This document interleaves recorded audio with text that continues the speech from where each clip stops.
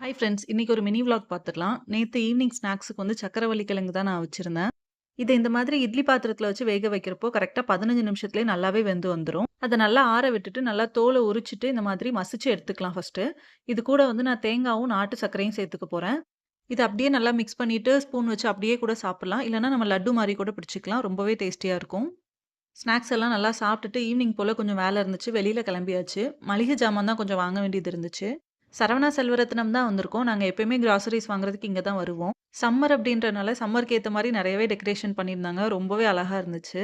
Photo booth எல்லாமே கூட வச்சிருந்தாங்க. நெறைய பேர் ஃபோட்டோ எடுத்துட்டு இருந்தாங்க. நாங்களும் ஃபோட்டோ எடுத்துட்டு அப்படியே எங்க ஷாப்பிங் பண்ண ஸ்டார்ட் பண்ணிட்டோம். நம்ம வாங்குறோமோ இல்லையோ, நம்ம கண்ணுக்கு அழகா படுற பொருள் எல்லாத்தோட விலையையும் பார்த்துட்டு அப்படியே சுத்திட்டு இருந்தாலே நமக்கு மனசுக்கு ரொம்பவே சாட்டிஸ்ஃபைடா இருக்கும். கிராசரிஸோட சேர்த்து இந்த மாதிரி குட்டி குட்டி ஸ்பூன்ஸ்லாம் வாங்கலாம்னு நெனச்சிருந்தேன். பட் இந்த ஸ்பூன்ல இருக்கிற பார்கோட் ஒர்க் ஆகல. ஸோ பில் பண்ண முடியாதுன்னு சொல்ட்டாங்க. அப்புறமா வழக்கம் போல ஒரு பிரெட் ஆம்லெட் வாங்கி சாப்பிட்டுட்டு வீட்டுக்கு கிளம்பியாச்சு.